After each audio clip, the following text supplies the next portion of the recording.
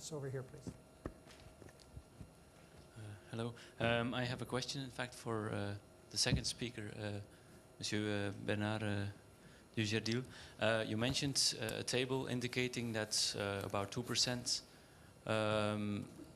of the CO2 was for ICT, 0.2% for mobile, 0.3% for fixed telecommunications, and 1.5% for the others.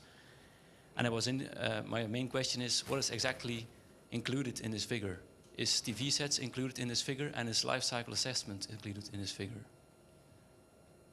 Okay, thank you for your question.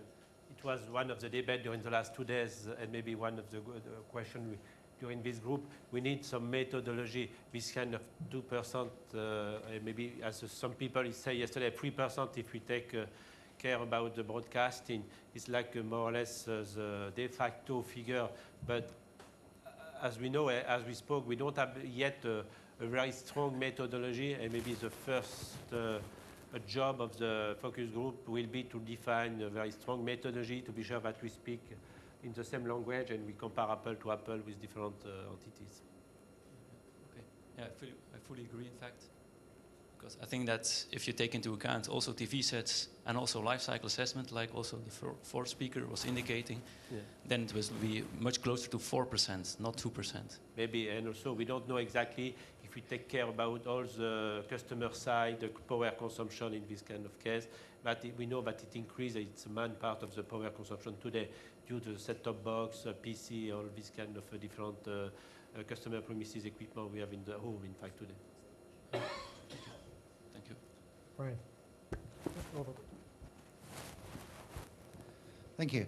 I commend the ITU for taking actions on climate change in this area, such as the checklist, for example, and also an attempt to standardize the methodology so you can measure on a common basis how much the reductions have come. However, several speakers have made the point that ITU alone cannot cover the standards in this area, and there's many others that must be taken into account. I mean, regional bodies such as the TTC and ETSI and ATIS, for example, and also foreign consortia such as IEEE and the DSL Forum, for example. Ideally, we'd like to say this is the contribution that standards have made, or improvements in standards have made to reducing greenhouse gas emissions. Can we see some kind of formal link, perhaps via the focus group, with the other standards activities in this area so that we could actually measure across the standards piece what reductions have been enabled? Maybe I should possibly respond to that question. Now Japan is preparing for the terms of reference for the focus group, and of course that we are working closely together with the British Telecom. And then under this, hopefully, this proposed TOR, there will be, we are going to include that membership. In usual case of ITU activities, all the participants should be member, except the academical people. That is recently introduced as a kind of the additional, additional is not a good word, but additional members. But in the case of the focus group, clearly we need, as you mentioned, the experts, not only the ITU or IEEE, etc., but also from the methodology and the experts from the healthcare, experts of the education, etc. So they're gathering these people and try to make a model as transparent as much as possible, together with all the efforts of the various experts. So this kind of things, I think, firstly, that TSAG should agree on the membership, hopefully that's open to other bodies, and then the focus group, how to attract these other bodies in the focus group is the next question. Yes. Okay, so given the experience we had with the IQT focus group for IPTV, I think it's really an open group and up to us to bring the different partners. For myself, the IPTV, I mean the DSL Forum and Home Gateway Initiative and so on. That means for this new focus group, we need to ask to all the assembly to bring to the focus group all the new actors in this domain, in fact. Go ahead. So I wanted to draw what I think is an important distinction between technical standards for telecommunication systems that may take, as part of their design criteria, the objective of lowering the environmental impact of technical standards. But I think there's a second kind of standards that we've been talking about in this conversation as well, which is the standards for measuring carbon emissions and reporting on those things. And importantly, this ability to be able to counterbalance the savings that we claim that ICT contributes to carbon emissions versus the costs. And I think perhaps there may be two different kinds of standards discussions going on: technical telecommunication standards and climate measurement and reporting standards. Another question over here?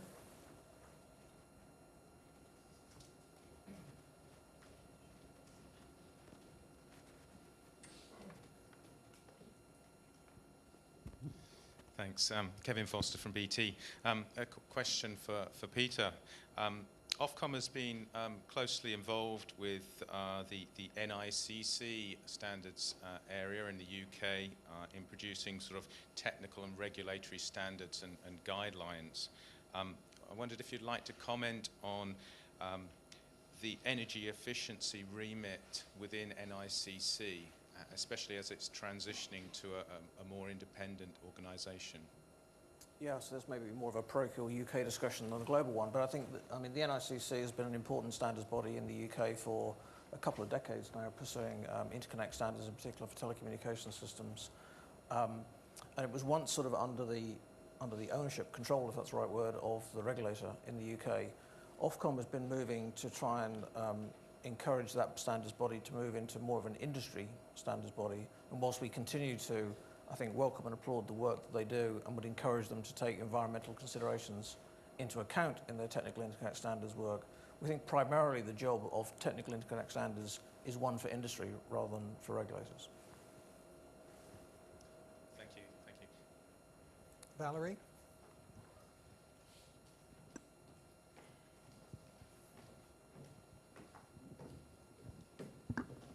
Thank you, Jim. I have a question for Maeda-san. I am Valérie Barnol from France Telecom. Maeda-san, on your presentation, there is examples for checklist. I'm trying to get it. Yes. On one of your slides for energy saving checklist, example questions 1 general. The second example is, will the implementation of this ITUT recommendation change the power requirements of existing devices of our networks? I think that on an idealistic point of view, that is a good idea, but I think that, like for instance, spectrum spread devices, these requirements are already regulated. I mean, not standardized, but regulated. So, in my humble opinion, not being an expert as you are on this topic, I think that these questions should be worked out in order not to interfere with regulation as possible. So this is a very hot topic. We have to deal with it, we have to contribute, but we have to be careful not to interfere with regulations, in my opinion. Thank you. Yes, we have to always need a more deep discussion on some regulatory aspect. But as you may know, our study group is more technological oriented. So we would like to show the possibility to keep the performance without any degradation. So that we are not directly touch on the regulatory aspect, but without defining our requirement and the functionality to be implemented. One example is the sleep mode or power saving. At this moment, there are no functionality have not been defined. But if we found the requirement, how to implement and how to avoid the regulatory aspect is another aspect, I think. Yes, but very important. I see, yeah.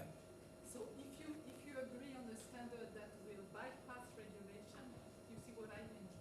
It could be quite difficult. Thank you. Thank you. Everyone have to consider sometimes chicken and egg. Thank you one and all. I think that brings us to the end of our extended time interval. Please join with me in offering your thanks to the panelists. And I invite you to enjoy the lunch that has been